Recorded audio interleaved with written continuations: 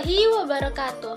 Halo teman-teman semua, kami dari kelompok 5 mata kuliah Praktikum MIPA kelas 5A PGSD FKIP UHAMKA ingin memberikan laporan dari hasil praktikum kami tentang uji makanan pada semester ini yang diampu oleh Ibu Prima Mutiasari MPD.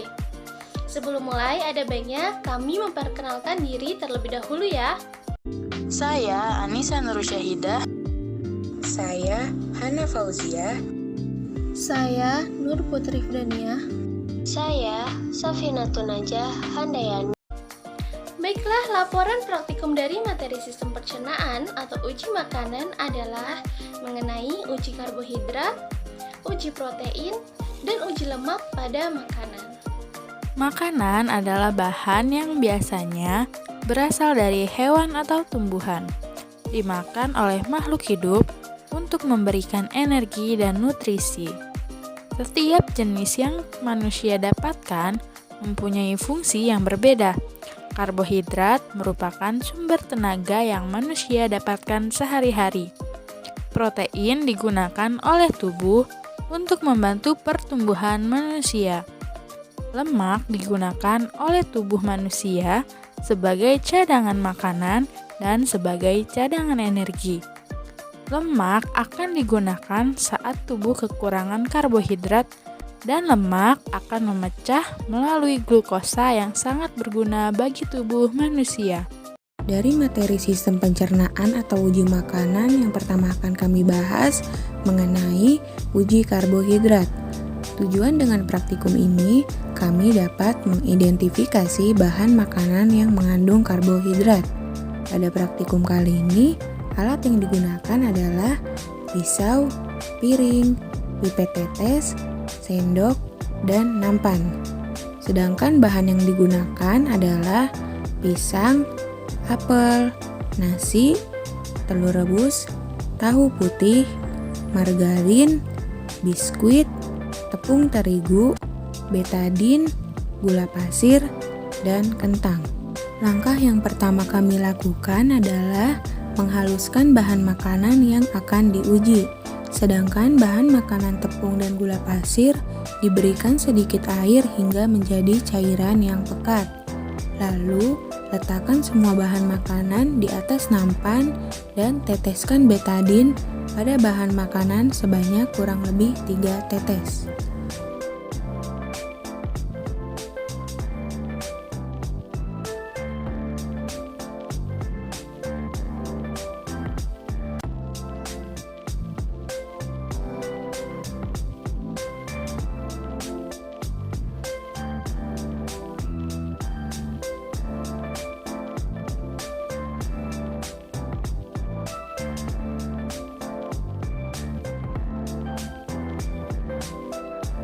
Hasil setelah kami mengamati perubahan pada bahan makanan.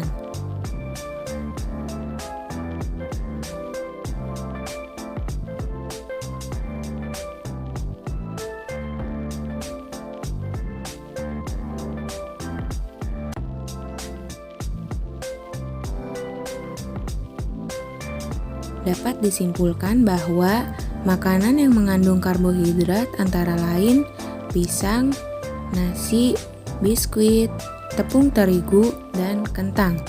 Karena pada bahan makanan tersebut menunjukkan perubahan warna pada betadin yang menjadi kehitaman atau biru keunguan, yang menandakan terdapatnya kandungan karbohidrat pada makanan tersebut. Yang kedua yaitu uji protein. Tujuannya yaitu dengan melakukan praktikum ini kami dapat mengidentifikasi bahan makanan yang mengandung protein.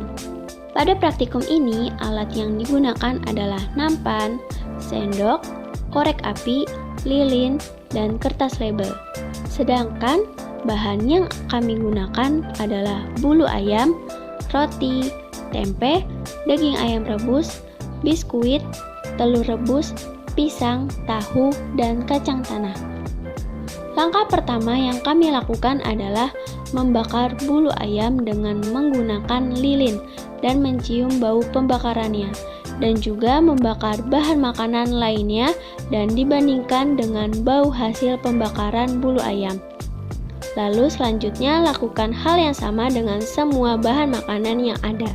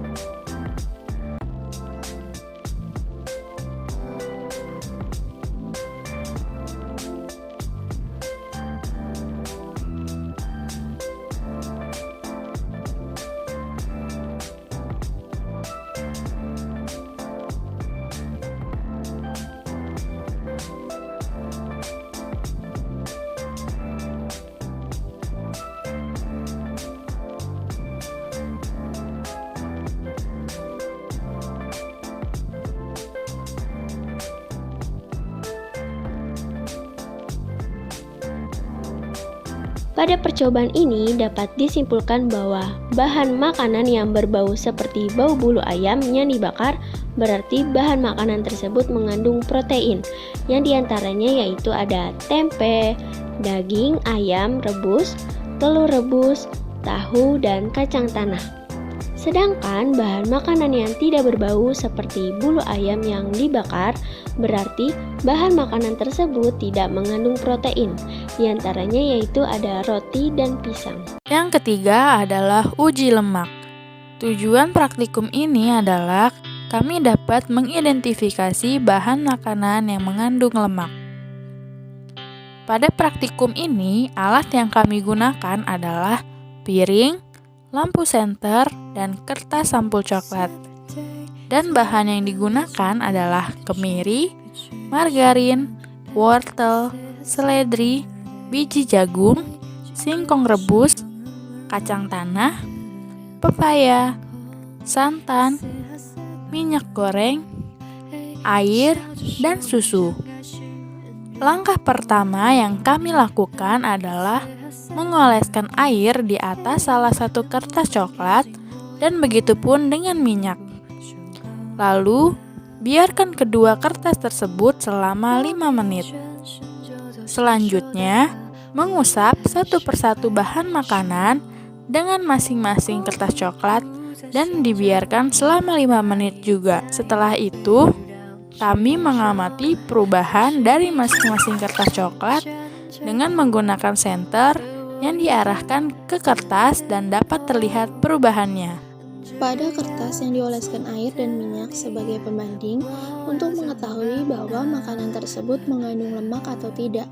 Hasil yang didapatkan adalah kertas yang digunakan pada bahan makanan susu, kemiri, margarin, santan, dan kacang tanah sama dengan kertas yang dioleskan dengan minyak, yang berarti bahwa bahan makanan tersebut mengandung lemak. Sedangkan bahan makanan lainnya yaitu pepaya, singkong, jagung, wortel, dan seledri mendapatkan hasil yang sama seperti air, yang mengartikan bahwa bahan makanan tersebut tidak mengandung lemak. Sekian laporan dari kami tentang uji makanan. Semoga bermanfaat untuk teman-teman semua. Kurang lebihnya mohon maaf. Wassalamualaikum warahmatullahi wabarakatuh.